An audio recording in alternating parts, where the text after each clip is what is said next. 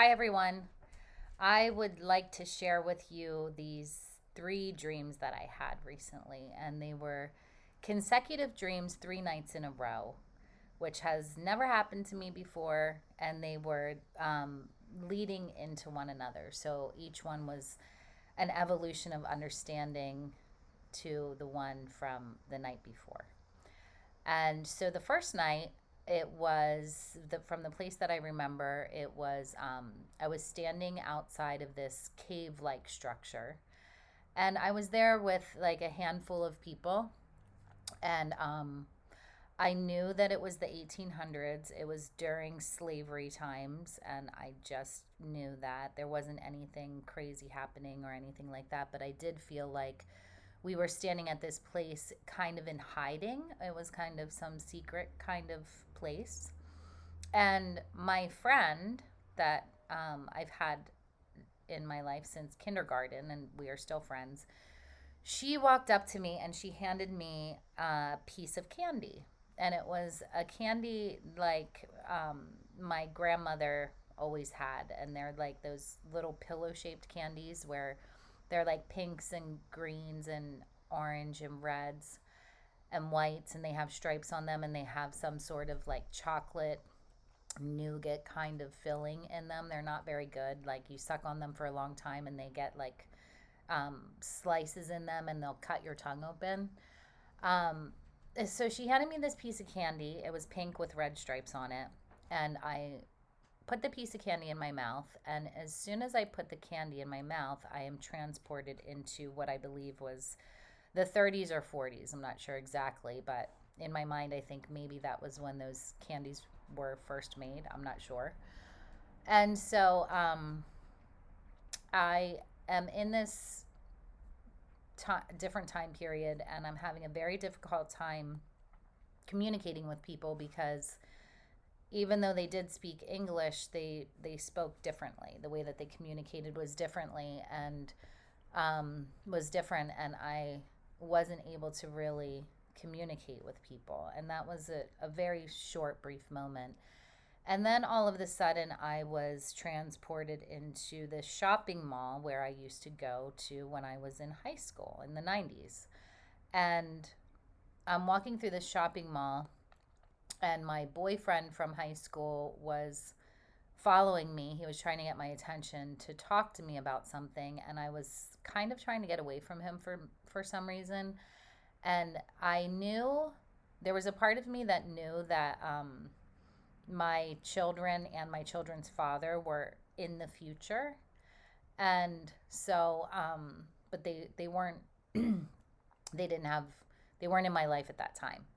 And so I'm trying to get away from him, and then this other friend of mine from high school comes up to us. I am standing there talking to him, and she comes up to us and she starts talking about this COVID that had come through the electrical system of her house, and how she had to have all the wiring replaced and all of this stuff. And then this guy, he says, "Yeah, I had to do that at my house also. COVID came through the electrical system of my house also, and I had to replace the whole electrical panel and all the wiring." And I said I had to do the same thing at my house, and he was saying how he's so thankful that he knows how to do all of that work because it's very expensive. And so at this moment, I am having this understanding that a part of me knows that COVID is in the future as a virus and not some kind of electrical problem. And so I'm like trying to understand what all of this means, like sort of slightly awake, but not really.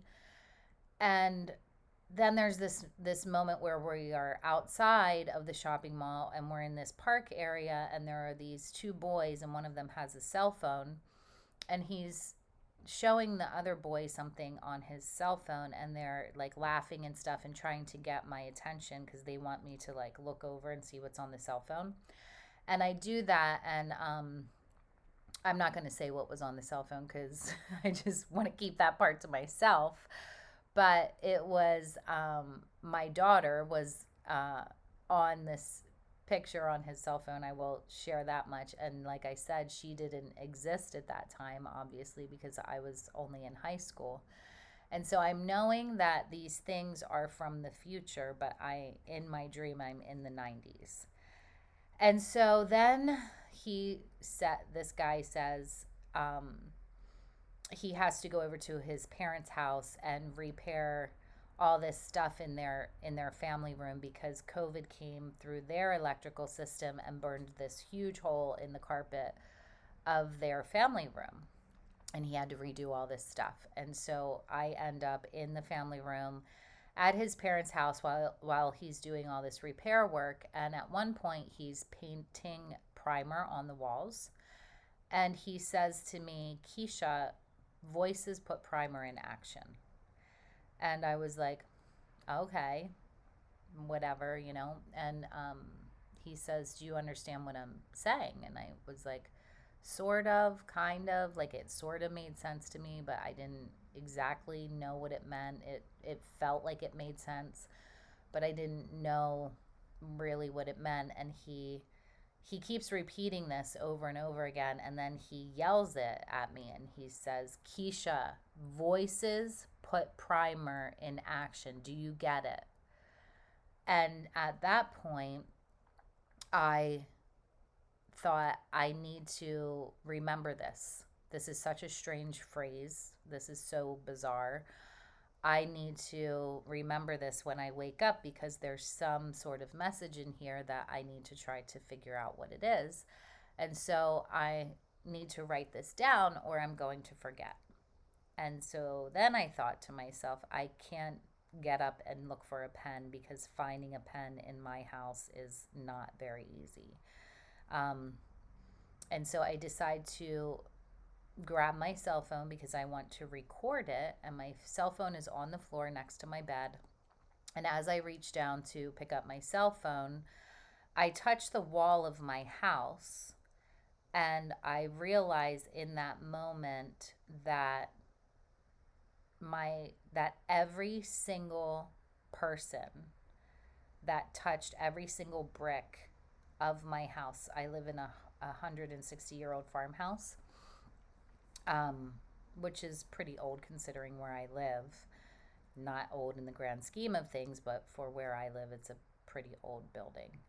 And so I realized that every single person and every single that has built my house and touched every brick and made every brick of my house, and every person that has ever lived in my house, their information is literally stored in the fabric of my house. So not just their energy, but the information that they had within them is literally in the fabric of my house. And so it kind of freaked me out for a minute where I didn't even want to touch my house. It was like too much for me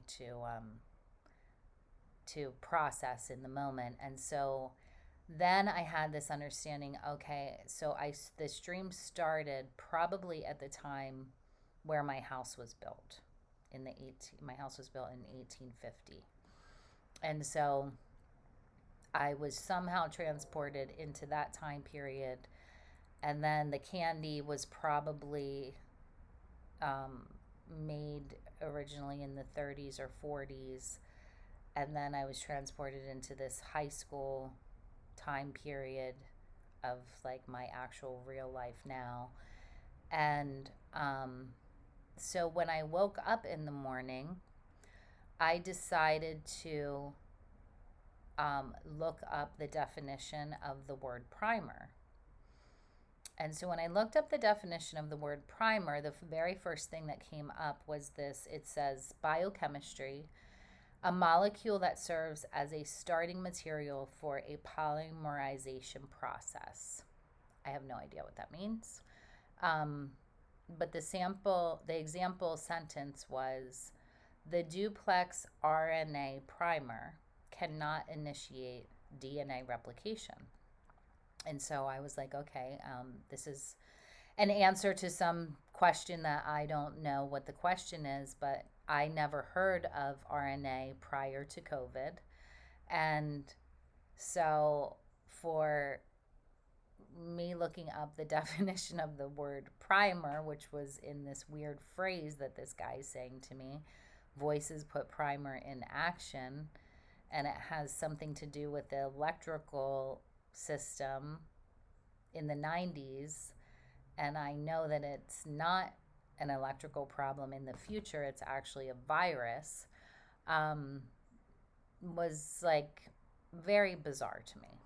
And so I don't know what that means exactly, but so the next night I have this it's being shown to me. There's these two boys that are at my house, and they're my oldest daughter's bedroom is on the third floor, and these two boys were up there visiting her, and they were really freaked out in my house, and they thought my house is haunted.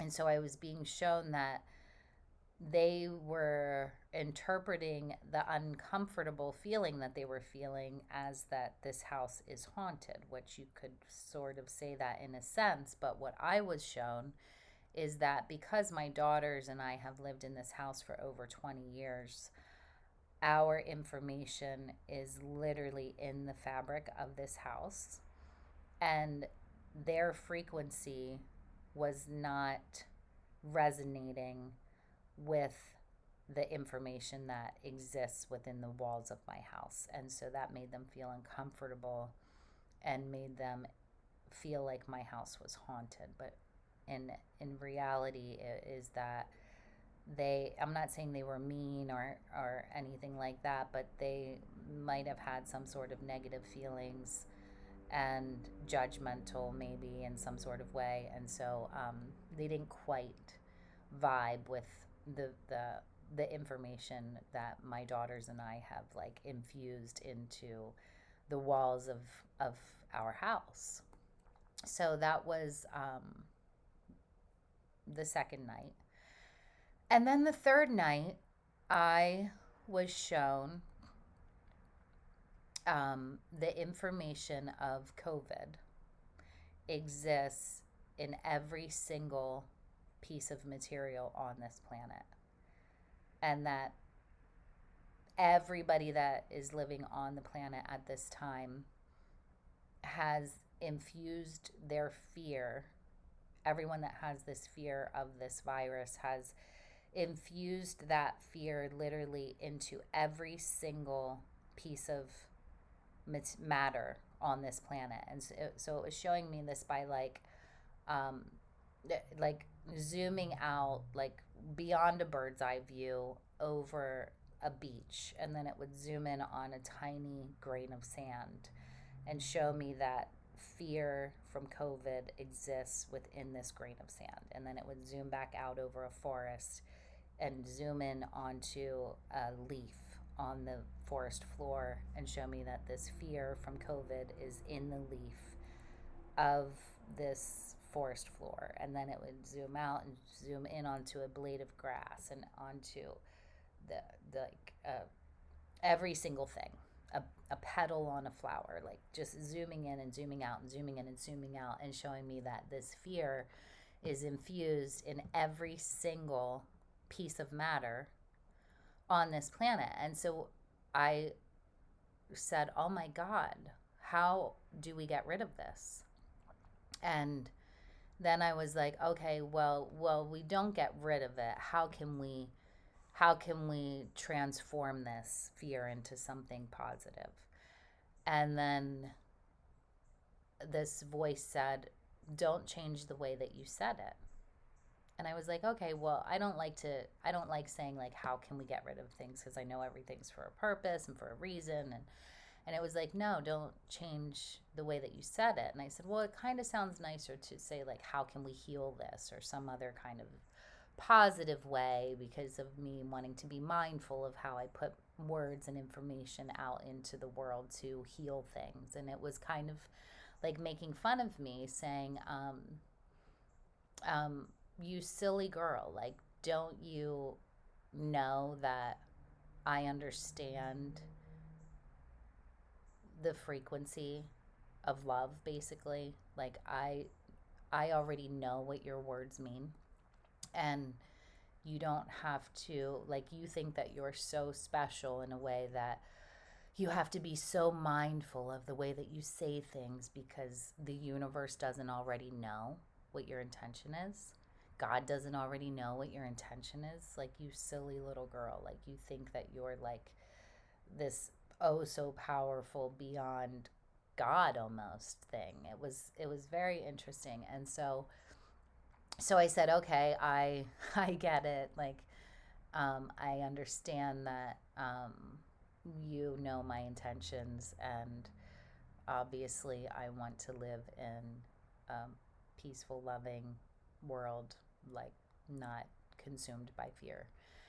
And so then I said, well, now that I have this understanding, though, what can I do to, what am I supposed to do with this information? And the voice said, you'll work when you'll get home free. And I was like, okay, you'll work when you'll get home free. And I was like, oh, okay, I get it. I'll work when I get home free. And it said, no, don't change the way that it was said to you. Almost like, there you go again, wanting to change shit, you know? And I was like, okay, but it doesn't even grammatically make sense. Like, it makes more sense to say, you'll work when you'll get home free. And it said, that's how free you are not. That's how not free you are. You can't even accept the way that the message was being said to you. So you know what the message is. And we're showing you how not free you are, that you want to change this message coming from this beautiful place, that you can't even accept these words. And you want to change these words even though you know what we are saying to you. And so I was like, okay, so I'm thinking I'm one of the most free people that I know, truly. And it was like, no, you're not free at all. Like, you are so not free that you can't even accept a basic message. And so, yeah, it was funny because it was like this argument, and it was absolutely a message to show me how silly I've been living in like trying to be mindful of my words and my energy that I put out into the world, and literally, not that I think that I should be just like spewing every first thing that comes out of my mouth without thinking about it, but how even being too mindful is keeps us enslaved. It is a form of entrapment, like like not being able to be freely expressive, because this greater thing, this greater God or source or the universe already knows. It knows everything. And how silly of me to think that I have to behave in this perfect way to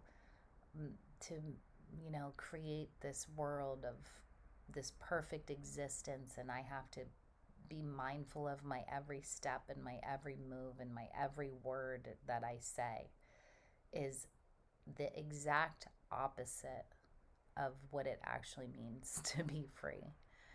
And so, yeah, I just thought that I would share that because I think it's pretty powerful. I think that part of the reason, not I think, I know that part of the reason I wanted to share this is because I've recently started diving into the Gene Keys by Richard Rudd, and I'm pretty deep into this program, the Golden Path it's called. For those of you who don't know about it, I would highly recommend that you check it out. It's incredible, incredible work. It's changing my life tremendously. But one of the things that I've heard Richard Rudd say recently is the biggest fear that we are experiencing on the planet, um, in humanity today, is the fear of freedom. And I truly believe that that's absolutely true. I think we are terrified of freedom, and I I think that we should really think about what it means to actually be free. Thank you. Thank you all for listening.